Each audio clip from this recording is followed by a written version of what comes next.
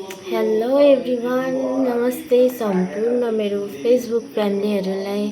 र आज चाहिँ म बिहान नुहाइधुवाइ गरेर बसिरहेको छु, दोकानहरू खोलिसकेर।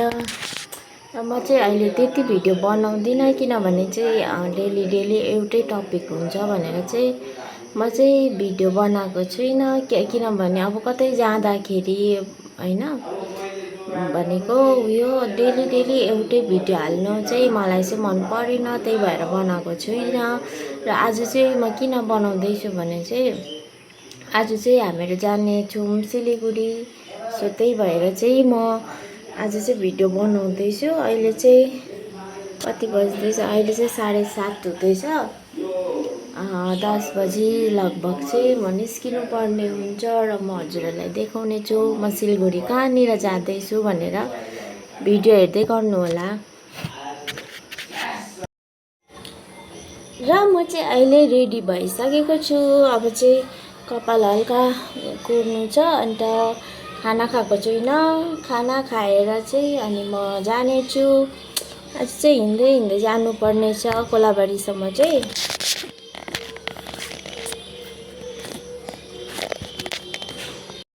मेरो चाहिँ खाना आइसकेको छ।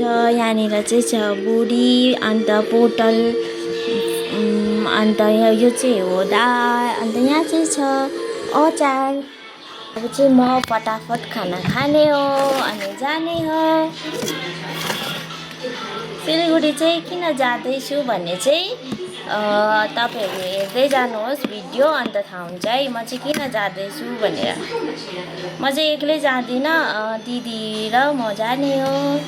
फटाफटी खाना खाएर उम्लिँदै गरेको रहेछ खाना पनि।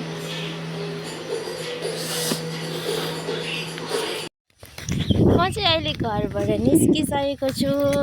म चाहिँ धेरै दिनमा चाहिँ हिँडेर जाँदैछु। कति भएको थियो नहिँडेको, राम्रै हो, कोही बेला हिँड्नु पनि पर्छ। फाइनली म चाहिँ हिँड्दा आधी बाटो आइपुगिसकेँ। यहाँनिर म चाहिँ कहाँ आइपुगेँ भने पानी ट्याङ्कीमा आइपुगेँ है। यो पानीको उयो राखेदेखि चाहिँ यसको नाम भएको छ पानी ट्याङ्की। यस्तो राम्रो भइरहेको छ। दिनले पनि मलाई साथ दिएको छ हो, तर केले चाहिँ साथ दिएको छैन हौ मलाई।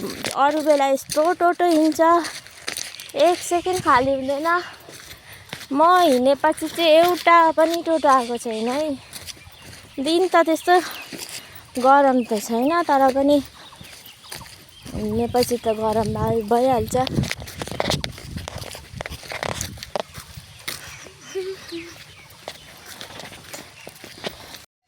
हे भगवान्, म कहिले पुग्ने नि? त्यो अझै पर पुग्नु छ, त्यो व्हाइट कलरको घरभन्दा पनि उता अगाडि चाहिँ त्यहाँबाट चाहिँ गाडी पक्रिनु पर्ने हुन्छ। गाडी भन्दा नि अहिले त टोटो बेसी चल्छ, र त्यहाँबाट चाहिँ म जान्छु टोटोमा। मेरो चाहिँ अझै हिँड्नुपर्छ डह्रो।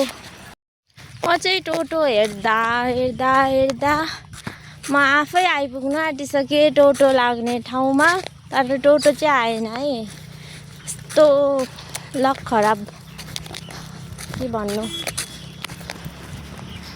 र अहिले चाहिँ म आइपुग्नु आँटेँ। अब चाहिँ यहाँबाट चाहिँ म भोइस ओभर गर्नेछु, किनभने चाहिँ मलाई चाहिँ मान्छेको छेउमा एक्लै बोल्नु चाहिँ अलिक अप्ठ्यारो लाग्छ, किनभने म चाहिँ बाहिर भिडियो बनाउँदिनँ नि त। यहाँबाट चाहिँ म भोइस ओभर गर्नेछु। र त्यसपछि चाहिँ म चढिसकेँ टोटोमा। दिदी पनि आउँछ आधी बाटोबाट चाहिँ। र मैले चाहिँ दिदीलाई पनि भेटाएर हामीहरू चाहिँ बसमा जाँदैछौँ। म चाहिँ धेरै दिन बादमा बसमा चढेको। मलाई चाहिँ मजा लाग्छ बसमा चढ्नु, तर गरमले चाहिँ यस्तो गरम थियो सिलगढीमा त झन् भन्नै नपर्ने हो। अन्त फ्लाइओभरको बाटो जाँदाखेरि चाहिँ मलाई चाहिँ फ्लाइओभरको बाटो जानु पुरा मनपर्छ। अन्त त्यही माथि भ्यूहरू पनि यस्तो राम्रो लाग्दै थियो, अन्त मौसमहरू। र हामीहरू चाहिँ फाइनली सामान किन्ने ठाउँमा पुगिसकेको छौँ। अन्त यहाँनिर चाहिँ मेरो दिदी जाँदैछ। गरम चाहिँ यस्तो डेन्जर थियो। अन्त हामीहरू चाहिँ यहाँनिर दोकानहरू खोज्दैछौँ, हामीहरू चाहिँ कहाँबाट ल्याउने भनेर। दोकान गर्नु पनि सजिलो छैन है, मान्छेहरूमा चाहिँ बसी बसी कति धेरै उयो गर्छ, पैसा लिन्छ भनेर भन्छ, तर गर्नु चाहिँ एकदमै साह्रो छ है। भने जस्तो सजिलो चाहिँ केही पनि हुँदैन। र हामीहरू चाहिँ अहिले सामानहरू लिइसकेर चाहिँ यहाँ हेर्न सक्नुहुन्छ होला, यस्तो डेन्जर गरममा बोकेर चाहिँ हामीहरू कति टाढा बस स्ट्यान्डसम्म आइपुग्नु पर्ने हुन्छ। र केही कुरा पनि सजिलो चाहिँ हुँदैन है साथीहरू। हामीहरू चाहिँ यहाँ रोडमा निस्केर, हाइवेमा निस्केर चाहिँ ब्यागहरू राखिरहेको छौँ, अन्त पर्खिरहेको छौँ बसको इन्तजारमा हामीहरू चाहिँ दिदीबहिनी। हामीहरू चाहिँ यस्तो डेन्जर थाकिसकेको थियौँ, सामानहरू लिँदा यताबाट अर्को दोकान, अर्को दोकानबाट अर्को दोकान, त्यही माथिको गरम, त्यही माथिको सामानहरू भारी, यस्तो मुस्किल छ नि।